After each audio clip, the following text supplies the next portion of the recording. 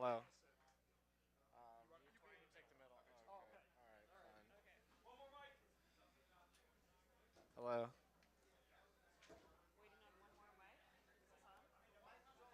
I'm probably loud enough. We don't need a mic. We Test, can test. we Okay, can this one's share on. we can share Waiting for one mics. more. How's everybody doing tonight? Well, at least it's not raining. I think it was yesterday. Do we have one more? Okay.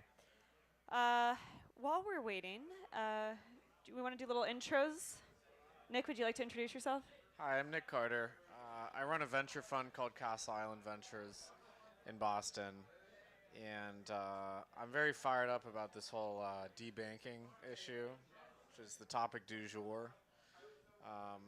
I've been reporting on it for 18 months now, with Austin's help, actually.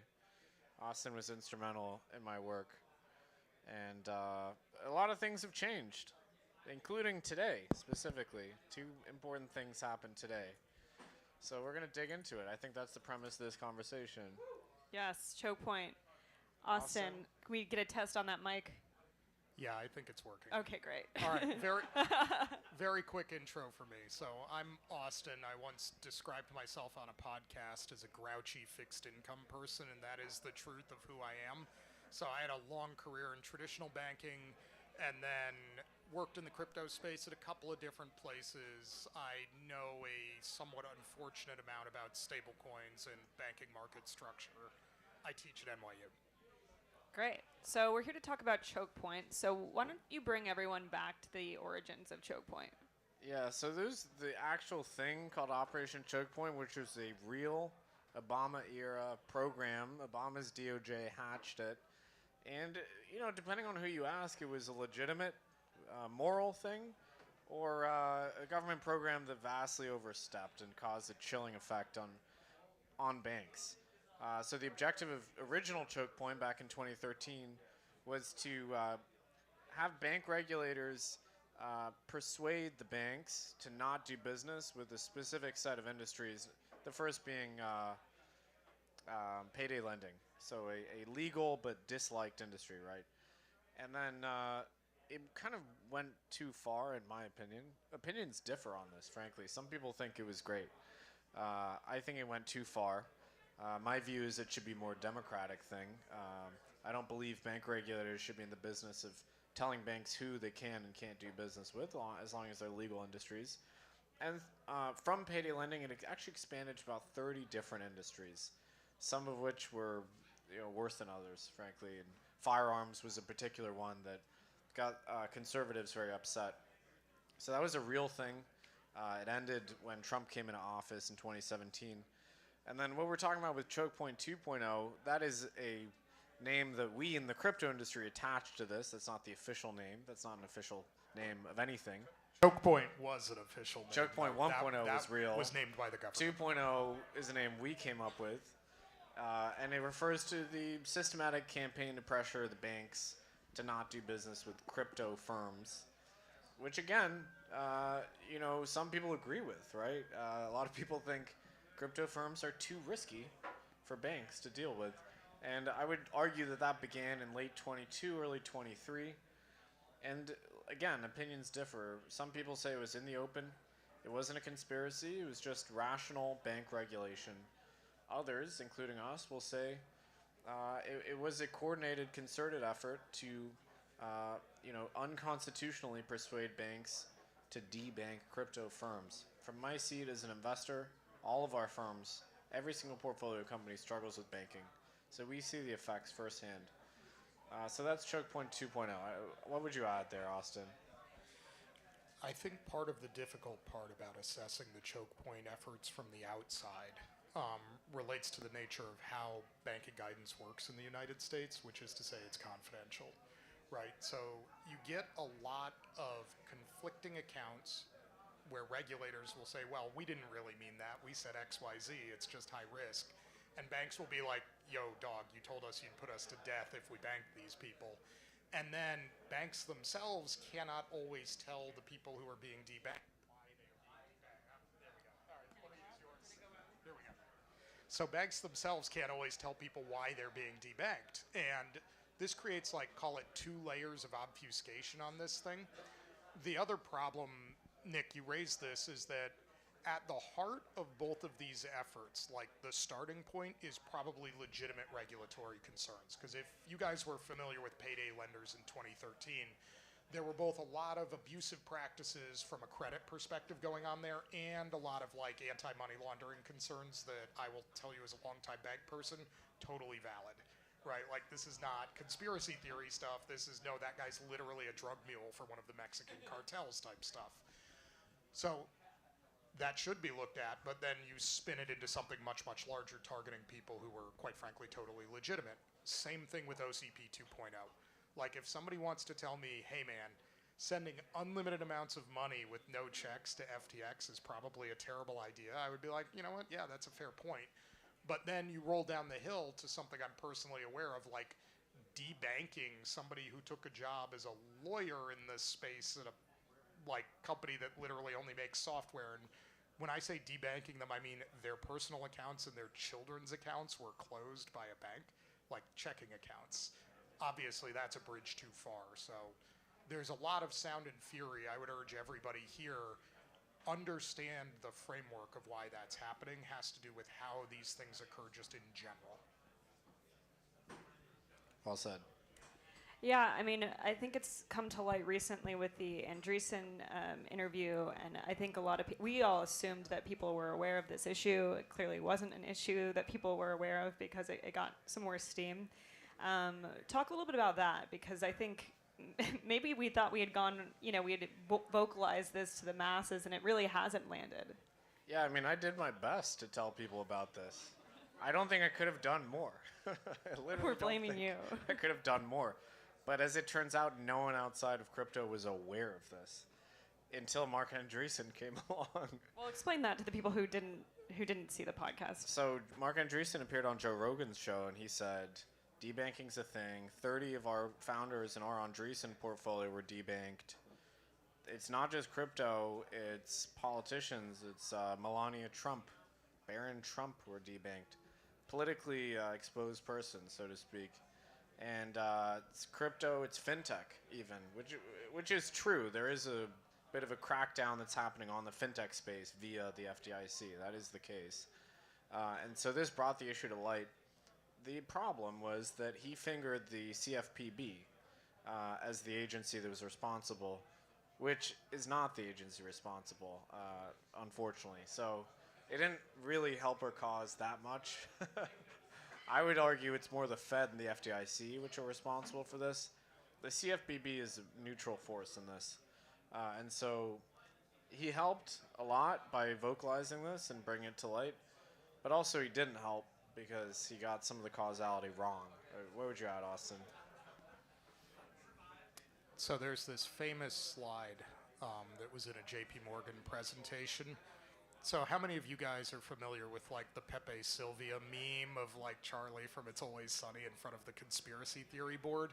Yeah, that's basically this slide, but the slide is titled Who Regulates JP Morgan?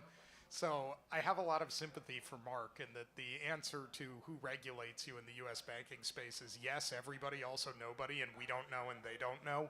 Like, it's a disaster. So I'm of the opinion that any attention on this is a good thing. Like, yeah, Mark didn't have the details totally correct, but, like, I know bank reg lawyers who don't have the details totally correct. So, I'm totally willing to overlook that. I think the bigger lesson here is, with things like this occurring, you need to keep talking about it until it gets traction, and you need to talk about it in a way that is understandable to normal two-legged human beings outside of just your niche, right? So, like, I talk to a lot of politicians on this, and usually the way you're going to get somebody's attention, especially if they may be anti-crypto in the first place, is I usually start with, so I have a question for you. Do you think Donald Trump should be able to shut down every journalistic outfit in the United States? And they're like, well, absolutely not. And I'm like, well, that's odd, because I think you are in favor of that. And then start explaining, if he can just take away their bank accounts by saying they're high risk with no supervision, then I appear to be correct and you appear to be wrong. And so you've really got to find a way in the language to put it in a way where people could understand it for themselves. And I think the problem that you guys are having is that 3 days ago on CNBC, the CEO of Lead Bank, this woman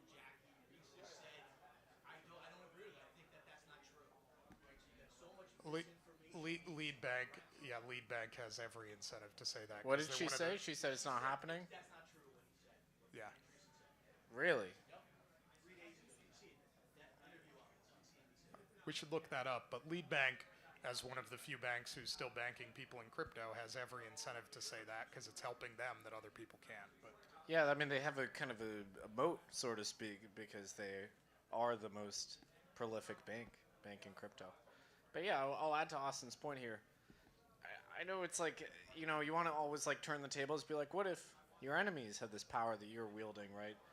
And it's kind of a pointless exercise, but it is true. Like, under 2 successive administrations, banking infrastructure has been weaponized by regulators for political purposes. First, it was anti-firearms. Now it's anti-crypto, anti-fintech. Trump didn't weaponize it. He passed his fair access rule with the OCC saying bank access should be egalitarian. It shouldn't be a political thing. But if he did, imagine the targets Trump could go after with this new debanking methodology that is an infrastructure that's in place today, right? Imagine who he could go after. He could go after journalists. He could go after abortion clinics, gender clinics. He could go after the universities, NGOs, right? He won't do that, I believe, because he stated his intention to end debanking. But it would really bring this issue to light, and I think people would really start to care if he did. And so I think this point is crypto's the victim. No one cares about crypto. No one likes crypto, right? But imagine if it happened to you. I know it's hard to imagine, but it could. It could. So what we need is not just this cycle of, you know, weaponization of banks, pause, more weaponization. What we actually need is legislation saying banks should not, they should have to tell you why they're debanking you in writing.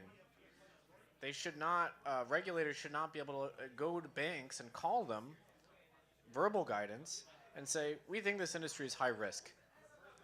You have reputational risk if you bank this industry. That shouldn't be allowed. If the government is going to try and bar a legal industry from operating in the U.S. by depriving them of banking, it should be done democratically through legislation. If the government wants to pass a law, Congress wants to pass a law saying crypto is illegal, fine, so be it. But they should not be able to covertly try and push crypto to the fringes by having the bank regulators go after the banks. That's what I disagree with.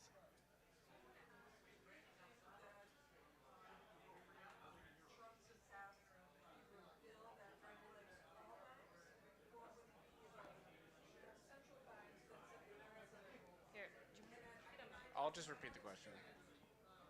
Several times within a year where the bank can add on to a KYC. So you've been doing business with them for years, but they still feel that need to do it like once or twice a year. And there's no even reasoning behind it, just their policy. Yeah, you go. Think it could be, would it be a blank, I mean, it's a blanket policy that would go into institutional banks that will not do that? Or do you think it's gonna be cherry picked? Because there are competition and such and everything. Smaller banks really not able to. all right. So to repeat the question, it's basically given the current status of the AML KYC regime and people doing and redoing this stuff constantly, if a law is passed, you know, with support of the Trump administration through Congress, do you think it could be neutrally applied? I would say. So a couple of things there. One, the problems with AML KYC regimes are much deeper than just crypto. We currently operate in a system that basically tries to build a mountain of paperwork as a defense against attackers who are not even like paying attention to the mountain. The amount of fraud that happens in the traditional system is very large, and actually still, if you look, vector number 1 is cash, right? Has nothing to do with crypto. So not financial advice, but if you want to commit a crime, don't use a blockchain. It's public and the record is forever. That's actually pretty stupid. And there are people who will find you. Use cash. But that aside, I think what you're talking about is not specific to crypto, and the problem of regulators giving way more leeway to favored institutions versus not, I think comes back to the issue of confidential banking guidance in general. And so one of the reforms I actually proposed this to House Financial Services is require all guidance from banking regulators to be written, consistent across banks, and public after 12 months. It shouldn't be public immediately because banks do have issues they need to fix. Like if somebody has a critical like AML issue, you don't want to immediately broadcast that to every criminal in the world. You want them to fix it first. But if you just applied those 3 rules and said that everything has to become public, there would be transparent evidence if small banks had to do X and big banks didn't, or vice versa. Because I'll tell you the reverse also happens. Like having been at JP Morgan, boy, did we get way more scrutiny on certain activities than smaller banks because we were a systemic threat, right? And so sunlight is the real answer to that problem that will determine whether things are consistent or not, regardless of legislation almost. So there was some recent news today with French Hill, Nick, and did you want to talk about that? Yeah, there's a few things that have changed recently that are going to bring this issue to light. So the current status quo is we think that there was this concerted interagency conspiracy, for lack of a better word, a coordinated effort to discourage banks from dealing with crypto. And I think it spanned multiple agencies. Our evidence for that is thin, if we're going to be real. Aside from the fact that all of my startups have faced banking issues, all of the startups of every VC I know have faced banking issues, and a bunch of individual entrepreneurs have told me they face banking issues. So that's kind of like the smoke, but where's the fire? A number of bankers have told me they faced the imposition of these 15% thresholds, so they couldn't go above 15% of their depository base crypto focus. So that's some evidence, but it's not in the public domain. So there's 2 things that happened today. One, Coinbase sued the FDIC, and they asked them to release the letters that they sent to banks in 2022 and 23. The FDIC released the letters with heavy redactions. The judge told them today that's not enough. You got to unredact. There's too much redactions. That's one thing. So we are getting a paper trail. The second thing is French Hill, Representative French Hill of Arkansas, got the chair of the Financial Services Committee in the House an hour ago. And he told me personally that he would knock down doors to get to the bottom of the debanking issue for crypto. Literally, knock down doors. So there will be a congressional investigation. By the way, that's how Operation Choke Point 1.0 ended. There's a congressional investigation. Come January, there will be another into 2.0. So there's real cause for optimism here. There will be, it will end, but also we will get all the facts. So I'm pretty excited about that. To the previous question on legislation as well, I think that's way more likely after an investigation where it's clear this happened twice, right? Because you are going to quickly end up in the world of, okay, if regulators are going to keep doing this and it continually happens, Congress at some point drops the hammer on them, especially when it's Democratic administrations have done this twice, and now we have Republican. That's a pretty good setup for reform.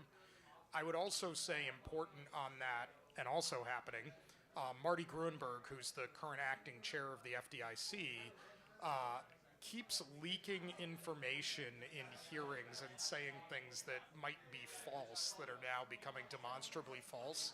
It's always helpful for these efforts at reform when you have somebody who puts themselves in the position of becoming the villain, right? Because if you have an agency that looks like good people who maybe just had a few misunderstandings and are bad will fix it, it's very rare there's any sort of like effective legislative effort.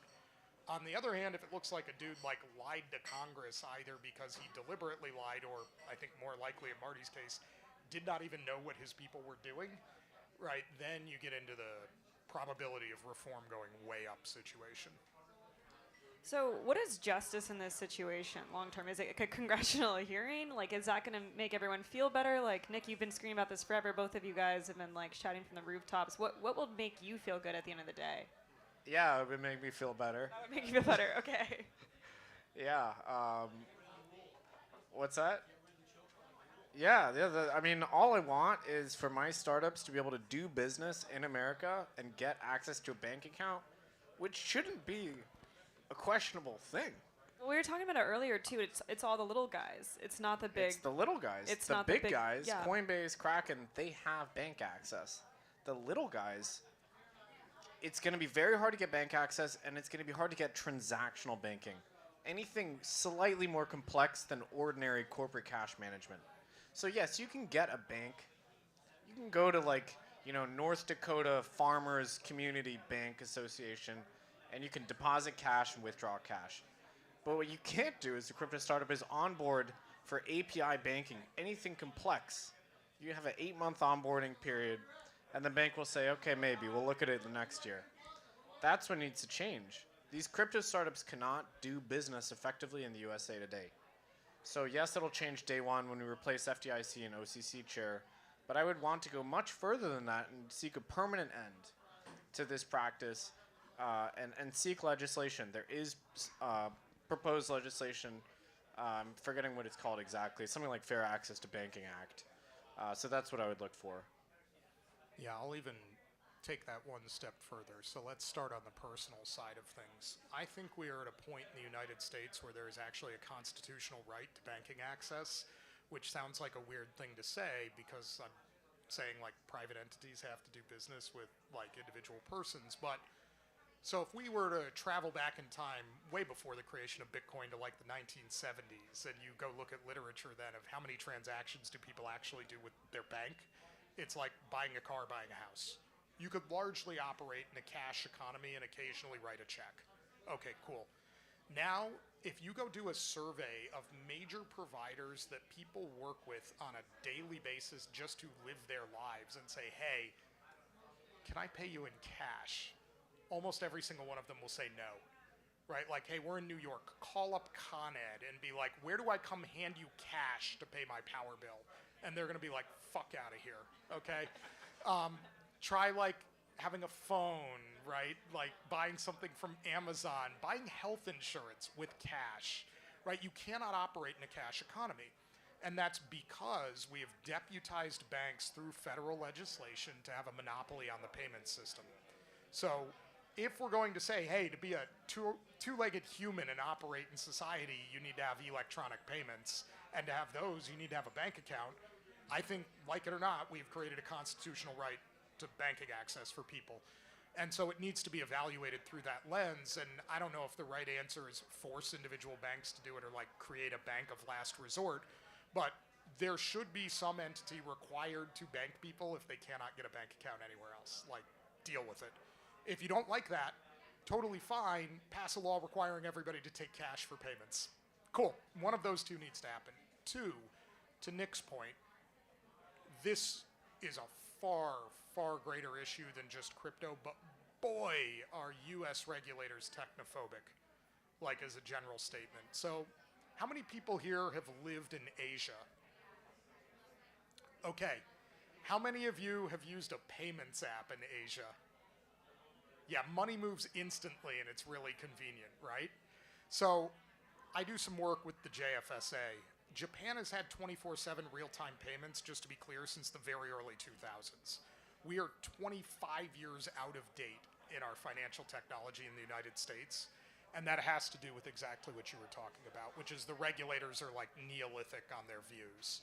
And so I think the other thing we're really going to need to get out of this is, quite frankly, staffing up our regulators with people under the age of 65 who don't struggle with email. Like, I'm not even joking, right? Like, I was talking to, I'm not going to say who, but somebody very senior at one of the US banking regulators, and we were going to talk crypto and fintech, and they started with, so, like, real talk, does PayPal have all the money? Right? Like, it's 2023 when this conversation happened, and this person's still like, jump ball PayPal is a scam.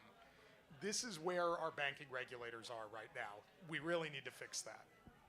That's terrible. You almost wish crypto was a more likable cause, because then the attention, I think this would have ended maybe way sooner, you know, but it Aubrey's like, why do you all have to be scammers? No, I mean, no one likes you. Hold on. She said not likable, which is like objectively true of both you and me. Sold too many meme coins and NFTs. It's hard to get people to rally behind unpopular causes, and I feel like in industries, and you know, if this was technically a different industry, I mean, maybe there would be a different outcome at this point. I do want to save some time for some questions from the audience, because I think we do have a mic in the back with Daniel. So if anyone has a question for these two, feel free to raise your hand, and we can have them answer. If only we had debanked cat breeders. We have our first We're question. from the back in the corner. Hey, so I think you kind of already covered this, but there's no one you can sue yet, right? Like, there's nothing. Okay, so boy, do I have views on that, having looked into Choke Point 1.0. I'm going to espouse a relatively spicy legal theory here. So in the United States, the reason you have a hard time suing people in government is a concept called qualified immunity, which basically says if you're acting within official color of your duties and you get a lot of discretion around that, you are immune from lawsuits. And I would tell you, while I think the concept is largely overbroad in how it's applied, like at the core, that's probably correct. Because if you could sue the government for making genuine judgment calls at all times, it can't function. Fine. However, one of the biggest exemptions to qualified immunity is when you have already been told that something is illegal or inappropriate, and then you go and do it anyways. So, like, great example, if the NYPD busts in here and says you're not allowed to talk about Bitcoin in the state of New York, all of you need to disperse, that is like a textbook First Amendment violation, and those people will probably be individually liable, because that's so obvious. Choke Point 1.0 was settled, and there is a settlement with the FDIC on the record saying that they cannot use confidential bank supervisory guidance to cause people to be debanked and that that practice is inappropriate. I actually think as they investigate this thing, there may be multiple people at the FDIC who are personally liable for this conduct. Yeah, I mean, which amendment is due process under? Is it fourth or fifth? Fourth or fifth. Yeah, I think there's a due process question. I think there's an Administrative Procedures Act question. I also think Silvergate shareholders should sue all of the banking regulators under the regulatory takings theory. There is a legal theory that it was a form of eminent domain, the effective shutdown of Silvergate. I think that should be explored. So yeah, That might even be a better angle for signature too. the signature too. Yeah, the argument is that Silvergate, when this 15% cap was imposed, 95% of the deposits were crypto related. If you impose a 15% cap, there's no business anymore, right? You can't run a boutique crypto-focused bank. That's the government imposing this rule that says your business doesn't exist any longer. We call that eminent domain. And so I think that should be explored. That's kind of a novel theory. There's never been a successful case for a bank along those lines. Use the Coming around. mic. I hate this. So, just so I have a better understanding, under what circumstances do you feel you're being debanked? Is it because Okay. your startup and your company is crypto-based?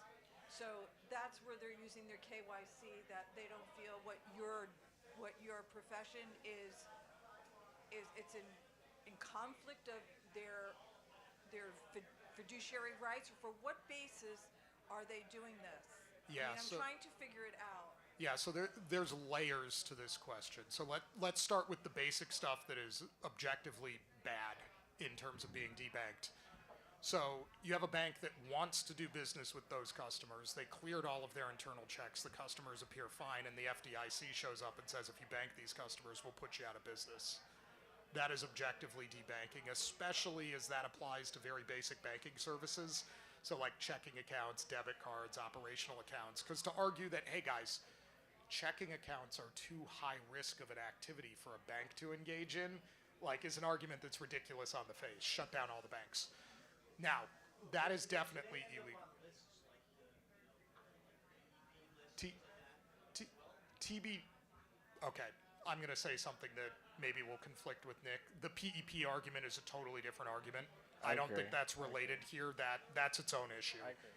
There are legitimately like bribery concerns around that stuff. We'll come back to that. But I'm saying, like, much better example. I know somebody who took a job as an accountant at a DeFi protocol I could say the name of and all of you would know, and lost his personal bank accounts. That's odd. Like checking account. Okay, that's one. Two, if a bank did bank you and deliberately debanks you by canceling all your accounts in a disruptive way and won't give you an explanation, I believe that is a problem.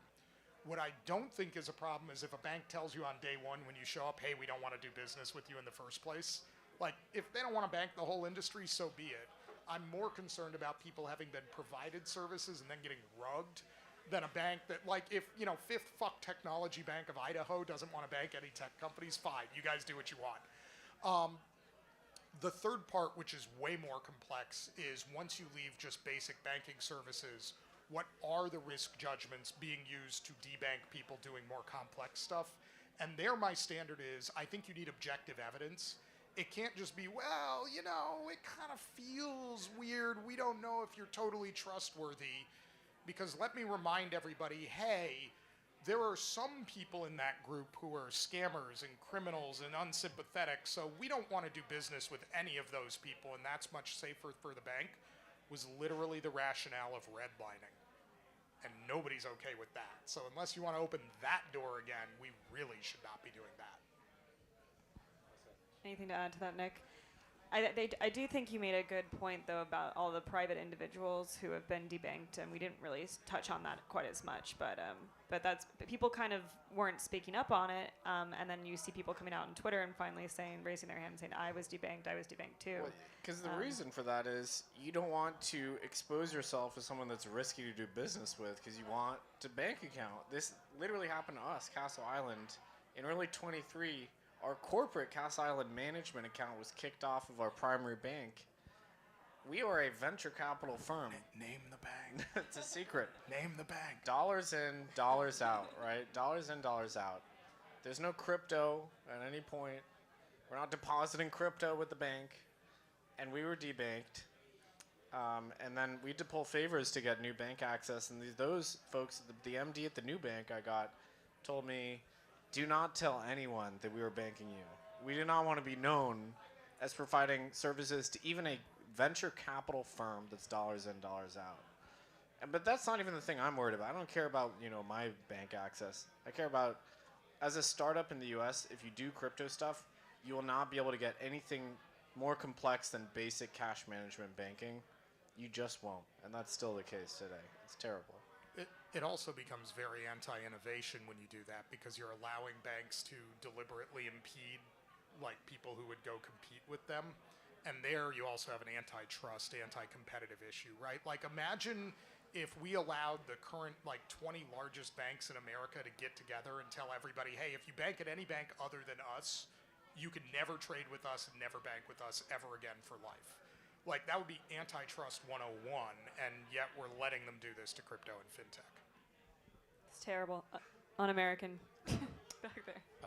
Thank you guys for doing this. I was in high school when the great financial crisis happened. I remember hearing about the term too big to fail banks for the first time.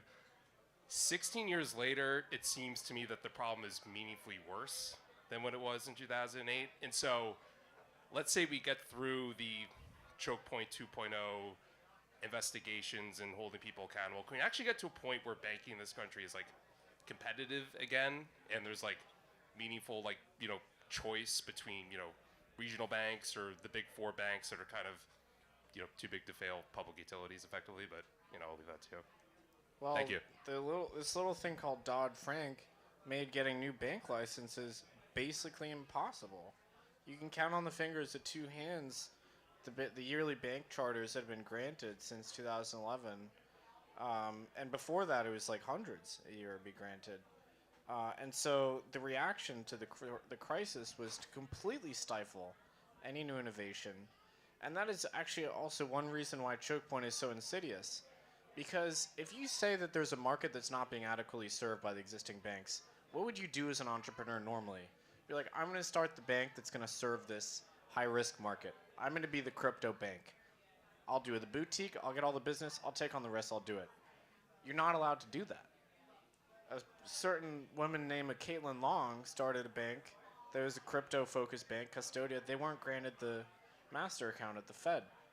Nobody gets a new banking charter anymore. The bank sector is highly uncompetitive. It's deeply regulated by the government. It's basically a part of the government. And that's what's so annoying about this whole thing is the government is giving mandates to these entities. There's no way to go outside the system or correct these imbalances when they exist because you are barred from being an entrepreneur and creating a new bank. Anything to add? Yeah, I'll go a step further and say I don't think getting rid of choke point's going to change that at all. All right, so real talk, most small banks suck. I was at JP Morgan. I ran the bank-owned life insurance book. I dealt with probably 2/3 of like the medium-sized to large banks in America. None of them were as good as us, right? If you were a local bank in Arkansas, if you were a local bank in Idaho, if you're a local bank in California, I defy you to do a better job managing your treasury than JP Morgan. There is a competitive advantage to skill and scale in the banking industry that will always be there. So I would tell you the only way to start really unwinding this thing is actually to unbundle all of the services that banks offer. And so I wouldn't say Dodd-Frank was the problem. I'd say Glass-Steagall was the problem, which was the division of, call it banks doing exciting things and banks doing boring things. Because if you allow an entity like JP Morgan to exist, even without any other structural concerns, they will outcompete everybody. They get the best talent, they have the lowest funding, they have the most diversified business, right? Like you're picking a fight in logistics with Amazon if you fight with them in banking. So I think there's a bigger structural reform, which is you basically need to look at this and say, listen, bundled services are not okay, because as soon as you allow that to happen, scale wins every time. And what happens when one of the smaller banks goes under? The regulators make JP Morgan pick them up. No, it's actually the other way around. The regulators try not to sell them to JP Morgan, and then all the other bids suck, and JP Morgan gets them anyways. That's how this works. Like, no, that, like, again, have been involved. Like, that's how that works. I worked at Bear Stearns. Yeah. I worked at it for 30 years. Apologies. I was at 383 for like 10 years. Yeah. Question up here. I'm coming around. It's coming. Yeah. Everybody else. It's just so other people can hear. Do you see any, maybe adjacent question, any challenges to the Bank Secrecy Act, given the Supreme Court currently, and are any legislators interested in asking that question? Well, so let me take that apart and say I think you're asking two questions, so let me confirm this, which is, one, there have been a lot of regulatory interpretations on top of the Bank Secrecy Act. The Chevron deference issue would definitely impact those. Or are you asking, is the core text of the Bank Secrecy Act itself unconstitutional? Because I think those are two different questions. So the latter, right? Okay. I would tell you, whether we like it or not, the answer is probably no. The Bank Secrecy Act is almost certainly constitutional. We may not like it, but it's not illegal. However, I do think there are a lot of things that have been built up on top of it that are probably illegal, as it turns out. Because if you read the original BSA, it really is about targeting specific kinds of large dollar activity for people to make sure nothing bad is going on. And the actual regime has expanded orders of magnitude beyond that. Yeah, there's BSA plus third party doctrine, 1976, BSA plus Patriot Act, BSA plus, regulatory bank guidance de facto as it works today. I actually disagree. I do think it's unconstitutional. It's on my website. It says that. There's a great Coin Center piece arguing this. I 100% think it is. And I'm actually very optimistic that this court will consider that in the next decade. So yeah, TBD. Any other questions from the? We have one, two. There's one here and one back there. I was wondering if you guys could talk about BOI reporting and the deadline of compliance for December 31st. All right, I'll briefly touch on that one. There is currently not legal advice, a federal injunction in place that is nationwide on BOI reporting. That is beneficial ownership interest. That is the small business reporting thing. I am relatively optimistic that will get repealed because I think there are people in the government who have realized they just put BOI reporting requirements on like independent contractors without having thought that through. I think BOI makes a lot more sense for scaled companies versus like technically if you were like a one-man plumber who created an LLC, you have a BOI reporting requirement. If you don't file the paperwork correctly, it's like 20 years in jail and a $10 million fine. Right, I don't think any court will find that proportional, so more to come. Right now there's a federal injunction, but like TBD on how it plays out. I think that was Fifth Circuit earlier this month. Hi, question. So what are some of the innovations you would expect to see from some of the startups you're investing in at Castle Island if banks are to give more nuanced access like API access? I worked at Armanino, so I saw some of the asset-backed tokens getting stifled. But would you see like more RWAs, or what would you expect? Yeah, great question. I mean, first of all, it just unleashes these startups to do business and build what they want to build without facing undue barriers. My estimate is like the bank issue creates a 20% extra cost of capital for any startup that wants to do business in America. So we're just talking about unleashing innovation. On top of that, what I would like to see is actual banks able to engage in custody of crypto assets. I know that's not like a startup thing per se, but repeal SAB 121 day one, and then banks will be able to custody crypto assets. It's better for everyone. BNY Mellon, biggest custodian in the world, why were they prohibited from custodying crypto? They wanted to. Banks issuing stable coins. Why shouldn't banks be able to issue stable coins? They're prohibited from it. Why aren't banks able to transact with stable coins? That makes the whole sector far more efficient. You get better FX rates. So that legitimizes the stablecoin space. RWAs is another one, but that's, I would say, arguably more of an SEC issue. You need the ATS venues to trade, tokenized securities. Those don't exist right now.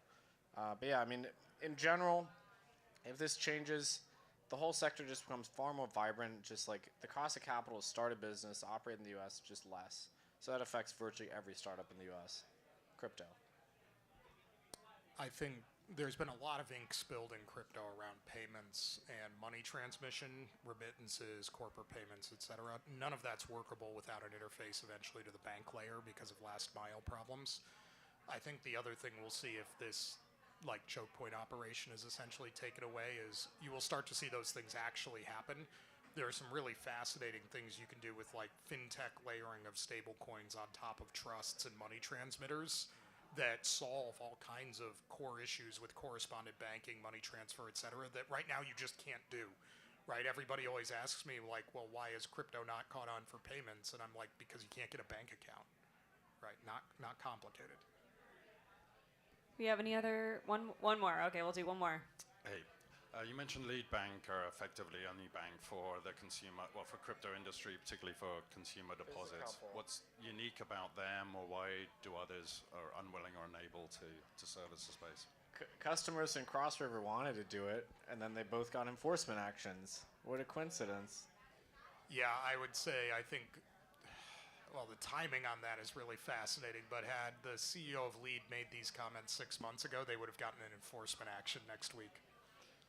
They might be feeling a little more empowered to acknowledge that they're doing business with crypto. There are banks here and there that will bank a crypto startup, but they won't do it across the board. They won't broadcast it. They won't put it on their website. They live in fear, and it's very real because every bank that was known to do crypto was destroyed, taken out behind the woodshed and shot, or faced some kind of enforcement action. Every single one. There's a bank I'm aware of because some of the clients I advise bank there who actually does a significant amount of crypto business. Nobody has mentioned their name in any of these reports. And they make their clients sign NDAs about doing business with them and say, if you ever mention our name anywhere, you're fired immediately. Jeez. Any closing thoughts from you two? Oh, did you have a question? We'll do one more. Sorry. Yeah, hi. I just want, do you think that the Web3 is going to make any changes to the banking system? The real Web3, not the Web2, the Web3. Okay. What do you mean by Web3 becomes my question? Okay, the real Web3 is the decentralized, fully decentralized system, which is led by communities. Yeah. Super hot take, absolutely not, zero chance. Coordination is a huge problem at scale in financial markets, and decentralization is valuable in terms of providing censorship resistance and providing resilience to a system. It's actually an extremely large cost for systems that need to operate at high speed with high throughput, with high fidelity for transaction, like reversal, error catching, all of those sorts of things. So I've been involved in building bank platforms using blockchains. You would never use a decentralized platform because I need to know when DTCC sends $1 billion of my MBS to the wrong fucking people, that I can get it back. And by the way, that's totally going to happen because errors happen all the time.